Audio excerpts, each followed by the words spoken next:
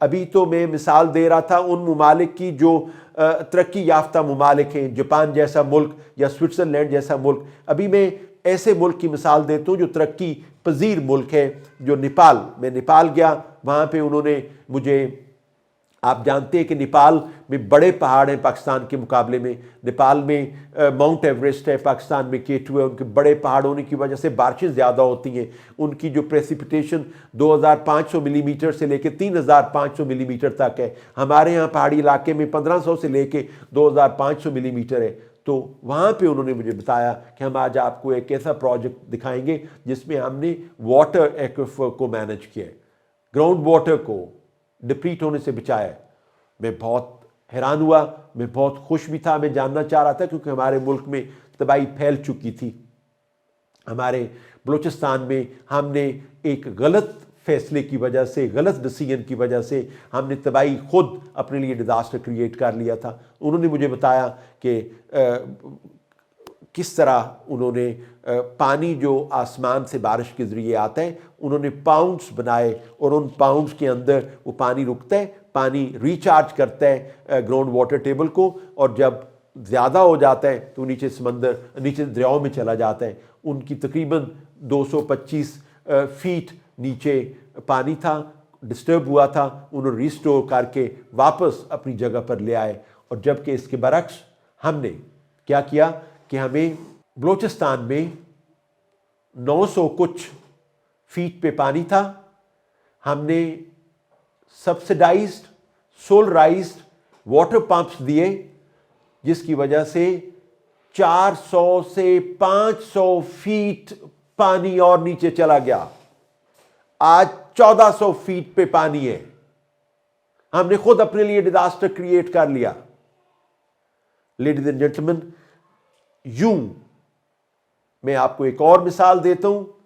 ہمارے ہاں کووڈ آیا اور آپ دیکھتے ہیں کووڈ میں جو فلیٹننگ دی کرو کا جو ایک کانسیپٹ تھا کہ ہم نے فیصلہ کرنا تھا کہ کس طریقے سے ہم ایکٹیویٹیز کو کنٹرول کریں اور کس طریقے سے ہم لاک ڈاؤن کریں اور کیسے کنٹرولڈ گریجویٹڈ لاک ڈاؤن کیا، کنٹین کیا ہم نے کووڈ کو. پاکستان نے اچھے طریقے سے کیا. یہ اچھی مثال ہے. ہم نے پوری دنیا میں نام قائم کیا، یہاں تک کہ امریکن پریزیڈنٹ کو پاکستان کی تعریف کرنا پڑی اور لوگوں کو پاکستان کو فالو کرنا پڑا کہ کس طرح پاکستان نے کووڈ-19 میں اچھے طریقے سے ڈیسیژن لیتے ہوئے ڈیزاسٹر کو پریونٹ کر لیا. میں آپ سے پھر سوال پوچھتا ہوں، کین دی ڈیزاسٹرز بی پریونٹڈ؟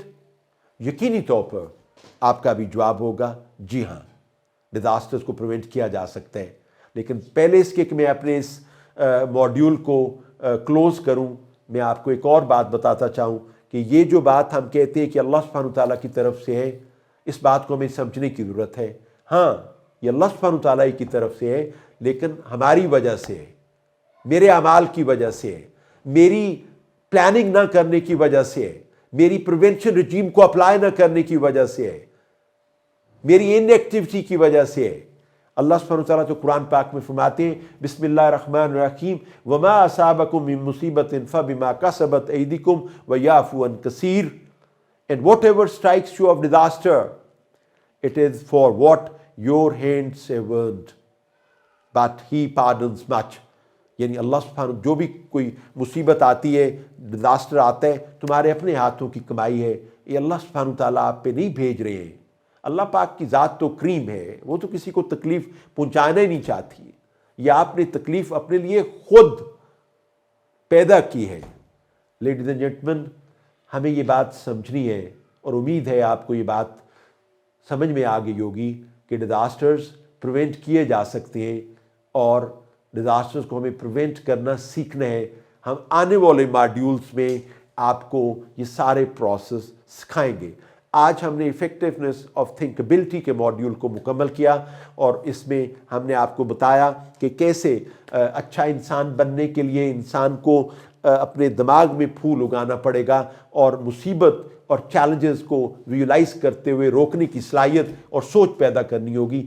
تبھی آپ جا کر یہ مارکا حل کر سکتے ہیں. Otherwise we will keep suffering the damages and losses by the nature. بہت بہت شکریہ آج تک کے لیے. یہاں تک اگلے سیشن میں نئے ویلاگ میں نئی سوچ، نئی فکر اور نئے پیغام اور موضوع کے ساتھ میں حاضر ہوں گا۔ اس وقت تک اجازت، اللہ حافظ۔